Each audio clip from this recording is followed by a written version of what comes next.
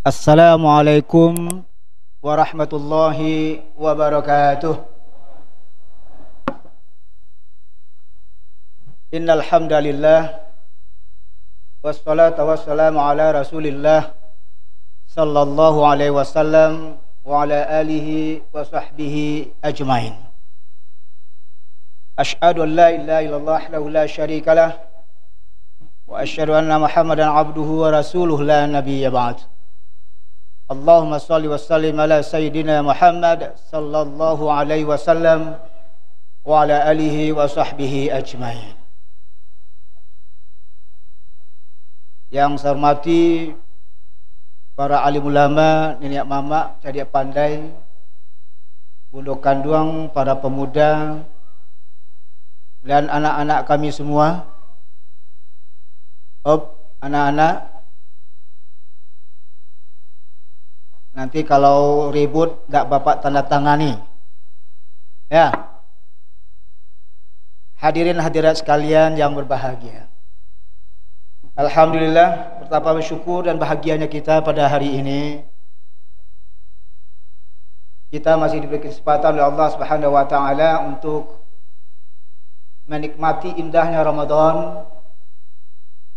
Siang kita laksanakan untuk berpuasa, malam kita imarahkan masjid, kendati hujan, dan dibalik itu juga rasa syukur setelah sekian lama tidak turunnya hujan. Malah di sini sudah 2 kali sholat istisqa ya, masya Allah. Ini benar-benar sebetulnya adalah hasil upaya yang bapak ibu para jamaah sekalian yang melaksanakan sholat istisqa ini sudah dikabulkan oleh Allah Subhanahu wa taala, dan Allah buktikan langsung. Memang kita perhatiin tentunya kalau sudah terlalu lama suasana panas itu membuat sawah mungkin jadi kering, padahal sumber ekonomi kita yang banyak itu adalah dari sawah, dari ladang. Nah, dengan adanya rahmat Allah dalam bentuk hujan begini, tentunya kekhawatiran untuk tidak panen atau tidak terbantunya persoalan ekonomi kita menjadi terjawab dengan sendirinya. Termasuk juga rasa syukur kita pada hari ini, kalau kita bandingkan setidaknya 2 tahun kemarin itu, suasana Ramadan kita terasa sedikit agak terganggu karena terbatasnya atau dibatasinya aktivitas-aktivitas kita di malam-malam Ramadan sebagaikan sekarang ini akibat dari Covid yang melanda dunia. Mudah-mudahan ini tidak akan terulang kembali. Sudahlah yang berlalu itu. Kita coba selalu meminta kepada Allah Subhanahu wa taala untuk senantiasa kita dilindunginya dari Covid-19 tersebut. Amin amin ya rabbal alamin. Selanjutnya salawat dan salam untuk yang kita Nabi besar Muhammad sallallahu alaihi wasallam. Bapak Ibu hadirin sekalian, para jamaah sidang jamaah tarawih rahimakumullah. Topik yang diberikan pengurus kepada saya itu menyangkut persoalan etika bisnis dalam Islam. Ini satu topik yang cerdas dan menantang sebetulnya, karena memang nyaris tidak terlalu banyak para mubalik bincang-bincang masalah etika bisnis ini.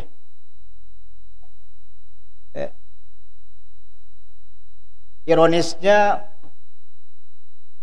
tidak berbanding lurus. Para mubalik jarang memperbincangkan soal etika bisnis. Justru pada saat pelaku-pelaku bisnis nyaris mengenyampingkan dan tidak menghiraukan persoalan etika. Jangankan sebetulnya masalah etika yang terabaikan oleh pelaku-pelaku ekonomi, malah persoalan halal haram pun sebetulnya nyaris tiada bedanya.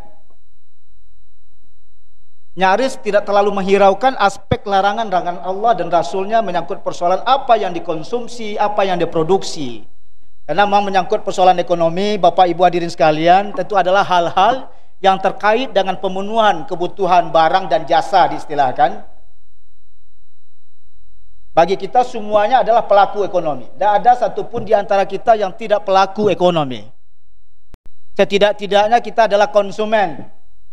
Ya, kalau tidak kita akan pedagang, kita tidak akan menjadi produser, memproduksi barang, memproduksi jasa. Setidak-tidaknya kita adalah orang atau pihak yang mengkonsumsi, yang menikmati.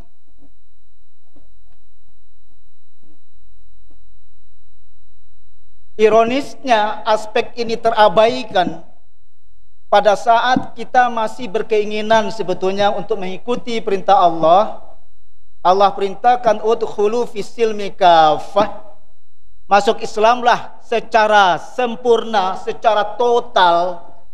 Jangan sampai ada yang luput sebetulnya dari garisan ketentuan yang digariskan Allah dan Rasul, apapun dianya. Bagaimana mungkin di dalam benak kita ini adalah menyangkut persoalan Islam hanya persoalan ibadah. Kita sholat, kita puasa, kita baca Quran, tapi nyaris mengenyampingkan aspek-aspek yang terkait dengan persoalan ekonomi. Kita buktikan hadirin sekalian, betapa masih merajalelanya sebetulnya tingkat korupsi misalnya. Di saat dalam benak kita, ternyata pelaku-pelaku korupsi itu adalah orang-orang yang mapan secara ekonomi. Menteri, siapa yang mengatakan menteri tidak kaya? Anggota DPR, ya, DPR saya maksudkan di pusat lah. Kalau tingkat daerah mungkin tidak terlalu lah menonjol. Di tingkat pusat, justru karena dia punya uang banyak lah makanya bisa sampai ke pusat itu. Betapa banyak juga orang menyampingkan hadirin sekalian rasa teposlero alui ajo patui. Betapa begitu mudahnya konflik terjadi antar bertetangga. Tidak sedikit kita dengar kasus bagaimana anak kandung memperkarakan ibu kandungnya ke pengadilan hanya gara-gara harta. Coba konflik di dalam rumpun keluarga, beradik kakak, terlalu mudah terjadinya konflik hanya gara-gara memperebutkan persoalan harta, ketidaksenangan sebetulnya dalam hal terkait dengan persoalan harta. Naudzubillah min dzalik hadirin sekalian sebetulnya. Dalam kondisi yang seperti itulah sekarang kita memperbincangkan hal demikian. Memang Allah Subhanahu wa taala telah mensinyalir, telah menyatakan, a'udzubillahi minasyaitonir rajim, wa innahu lihubbil khairi lasyadid, kata Allah dalam surat Al-Adiyat ayat 8.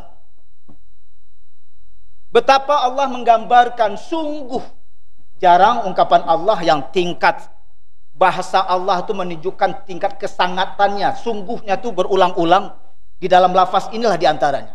Innahu, sesungguhnya manusia, lihubbil khairi, sungguh sangat cinta kepada harta, la syadid, sungguh-sungguh benar-benar keterlaluan cintanya.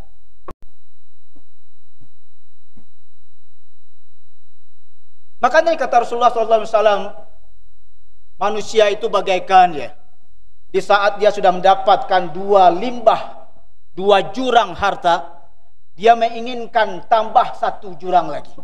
Di saat dia sudah dapatkan, dia ingin tambahkan satu jurang lagi. Sampai berakhirnya masa dia mengkonsumsi tanah. Dalam bahasa begini ditafsirkan sebetulnya hadirin sekalian, kematianlah yang akhirnya mengakhiri keinginan besar dia itu untuk menumpukkan harta. Dalam dunia yang disebut dengan hedonistik, kehidupan manusia hari ini yang selalu berorientasi keduniaan, seolah-olah kehidupan dunia ini adalah segala-galanya, bahwa kehidupan dunia ini sebetulnya adalah akhir sebuah proses kehidupan, padahal sebetulnya adalah awal sebetulnya dari sebuah kehidupan untuk menjangkau kehidupan yang lebih jauh di akhirat kelak. Tapi aspek ini dikesampingkan. Mungkin kita tidak pernah bayangkan betapa alur etika berbisnis, etika berekonomi di dalam Islam digariskan Rasulullah SAW. Kalau seandainya ada di antara Bapak Ibu yang berkeinginan ini menjual rumah atau menjual tanah, kira-kira ditawarkan pertama itu kepada siapa? Saya yakin dan percaya banyak di antara kita itu menawarkan ke pertama itu adalah orang yang besar kemungkinan mau membeli dengan harga tinggi. Kalau dilihat dalam konteks manusiawi, itu manusiawi saja itu. Dia akan baca sebetulnya siapa di antara manusia-manusia yang di sekitarnya ini secara ekonomi kemampuannya melebihi kaya, dan kira-kira dia butuh tanah untuk bisniskah atau untuk investasikah menurut dia. Tapi dia yakin kalau ditawarkan begini, dia akan nawarkan tinggi. Betul nggak? Padahal garisan Rasulullah SAW dalam konteks beretika, alu aja patuinya,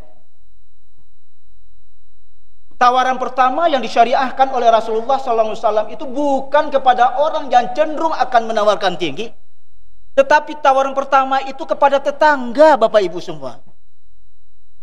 Siapa yang memiliki tanah sekitar tanah itu?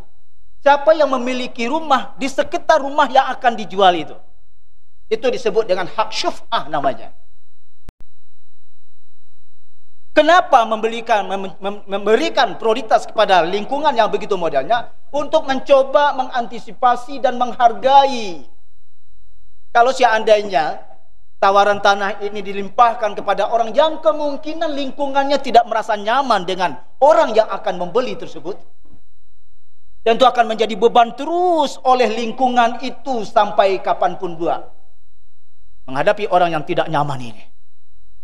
Dalam cara ini etikanya oleh Rasulullah SAW, tawarkan terlebih dulu kepada tangga. Termasuk kalau kita juga bekerjasama dalam kepemilikan modal, saham. Kepada siapa diberikan kesempatan kalau saat kita ingin menjual saham atau kita ingin mencoba mengambil modal kita di dalam usaha bisnis bersama itu, yang harusnya ditawarkan pertama itu memang ke pemilik saham yang lain. Hadirin sekalian, itu tidak ada garisan yang begitu tuh modelnya di dalam tata aturan ekonomi selain dari tatanan ekonomi Islam.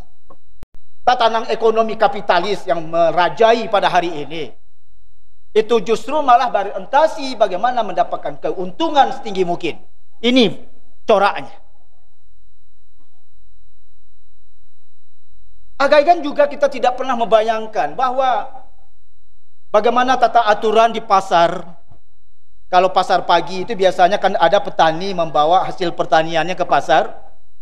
Terus biasa kan ditunggu sebetulnya di pintu pasar oleh, ya maaf, calo lah istilahnya. Cenderung kan membeli secara murah, harga murah. Hal begini pun hadirin sekalian diatur sedemikian rupa oleh Rasulullah SAW. Apa yang disebut dengan talaqi rukban namanya. Artinya apa di sana? Janganlah sekali-sekali sebetulnya para calo ini menghambat para petani atau pedagang-pedagang kecil di muka pasar, yang mengakibatkan mereka itu tidak tahu harga di pasaran, sehingga mereka dipermainkan sebetulnya oleh calo bagaimana standarisasi harga yang dimaksudkan, sehingga memang akhirnya jomblang sekali, jauh harga pasar begitu tinggi yang ditawarkan kepada petani-petani kecil ini dengan harga murah. Penzaliman dalam posisi itu sebetulnya. Saya tidak tahu persis praktek-praktek kita di pasar-pasar tradisional seperti apa. Kita berlindung pada Allah Subhanahu wa taala supaya kita dijauhi dengan cara berpikir seperti ini, cara bertindak seperti ini. Karena ini satu bentuk yang tidak sesuai dengan garisan standarisasi yang digariskan oleh Rasulullah SAW. Bapak-bapak, ibu-ibu hadirin sekalian, sidang jamaah tarawih. Kita juga tidak pernah bayangkan sebetulnya pada saat ada sebuah proses, katakanlah kita berurusan dengan lembaga pemerintah misalnya, atau lembaga apa saja, setelah selesai pekerjaan dengan segala rendah hati kita memberikan sesuatu kepada orang yang membantu pengurusan. Dalam kacamata kita sebetulnya hal yang lumrah saja. Saya merasa terima kasih karena telah dibantu. Makanya dengan reda, sukarela, senang hati kita memberikan sesuatu. Ya mungkin sesuatu itu berupa uang, atau sesuatu berupa benda-benda yang berharga misalnya. Di dalam kacamata kita yang kita pandang itu satu yang lumrah dan lazim saja, ternyata hadirin sekalian, standarisasi etika dalam posisi yang seperti itu digariskan Rasulullah, bahwa itu sebetulnya pelanggaran yang terjadi syariah Islam. Ada kisah Nabi Muhammad SAW kan suka mengerahkan, menugaskan para sahabat untuk mendatangi kampung-kampung, daerah-daerah pada titik-titik tertentu, untuk mencoba pertama tentu mendakwahi orang untuk berzakat. Kalau sudah didakwahi, sudah tertarik orang untuk berzakat, dibantu mereka untuk menghitung bagaimana bentuk harta yang dia miliki dan berapa kira-kira standar nisabnya, berapa kira-kira standar zakatnya. Itu model yang ditugaskan oleh Rasulullah. Setelah ada perhitungan yang jelas, akhirnya zakat itu diambil, dibawa oleh para sahabat ke Baitul Mal, disampaikan ke Nabi. Begitu cara yang dilakukan oleh Nabi. Ini dalam rangka menjalankan perintah Allah, khudz min amwalihim shadaqah. Ambillah dari mereka hartanya itu berupa zakat. Tetapi ada kasus Ibnu Lutbiyah namanya, salah seorang sahabat yang ditugaskan oleh Nabi Muhammad SAW pada satu titik untuk mengambil zakat. Singkat cerita, bagaikan tadi, Ibnu Lutbiyah membantu para muzaki untuk menghitung harta yang dia miliki dan diperhitungkan zakatnya. Ada di antara muzaki itu yang merasa terima kasih karena sudah dibantu. Untuk itu dia berikan sesuatu buat Ibnu Lutbiyah. Bagaikan tadi bahasa secara umum yang terjadi pada lingkungan kita diberi dengan senang hati, apalagi tentu bagi kita nyaman saja menerima hal itu. Ibnu Lutbiyah juga begitu adanya, hadirin sekalian.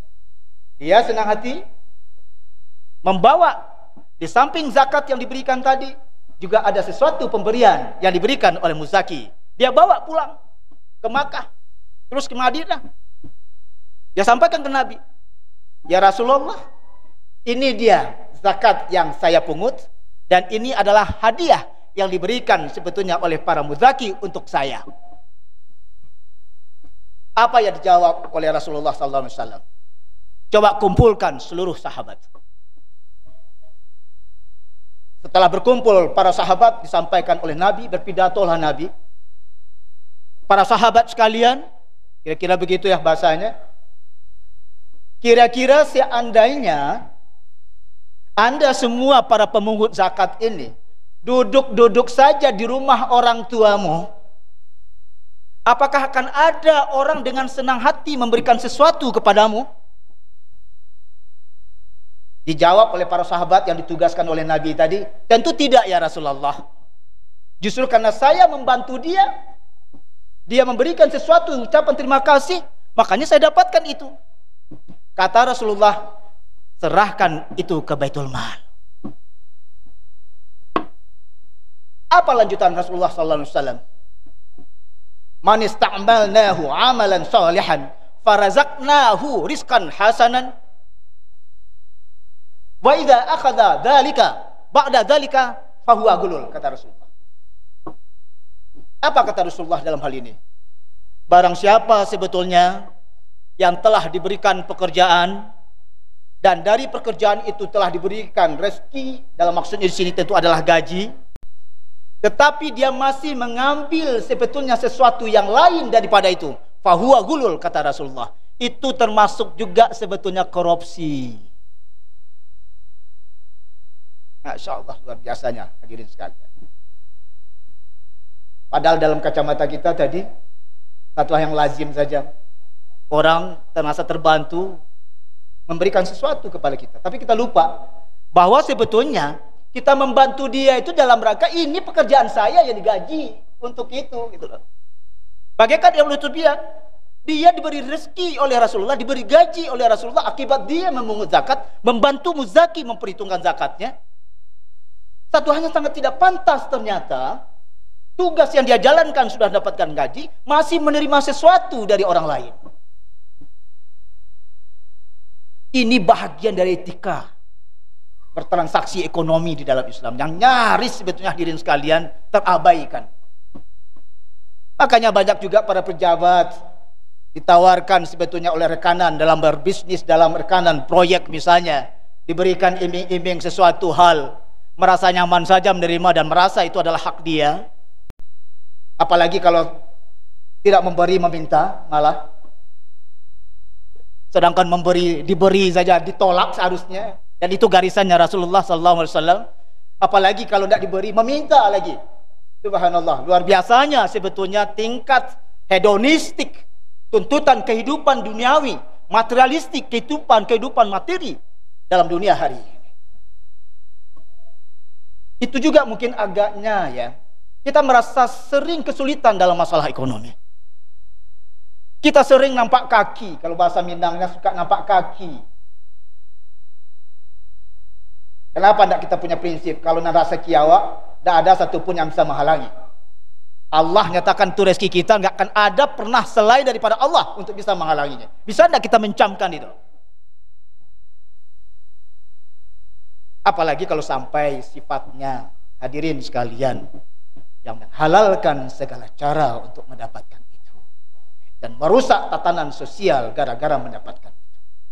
Inilah sedikit yang bisa kita sajikan dalam kesempatan yang singkat ini untuk kita mencoba merenung-renung kembali bagaimana harusnya keberadaan diri kita dikaitkan dengan konteks hubungannya dengan persoalan materi-materi yang menyitari kita dalam hari ke hari, hadirin sekalian. Apakah materi-materi itu akan merusak tatanan kehidupan kita sebagai hamba Allah yang kita selalu sholat, yang kita selalu puasa, tapi aspek yang seperti ini nyaris terabaikan. Kita yakin para koruptor itu adalah orang yang sholat. Kita yakin mereka-mereka yang terlibat di dalam hal-hal yang berbau hadiah-hadiah yang terkait dengan jabatan itu tadi sebetulnya itu pasti orang yang puasa. Tetapi kenapa hal ini terabaikan? Mudah-mudahan perenungan itu akan membuahkan hasil kesempurnaan keislaman yang kita lalui sesuai dengan tuntutan Allah pada awal ceramah saya sampaikan tadi, udkhulu fisilmi kafah. Allah perintahkan masuk Islam secara total, itu bisa kita raih dalam momentum bulan Ramadan sebagai bahagian introspeksi, perenungan, dan evaluasi diri hadirin sekalian. Mohon maaf, terima kasih. Billahi taufiq wal hidayah. Assalamualaikum warahmatullahi wabarakatuh.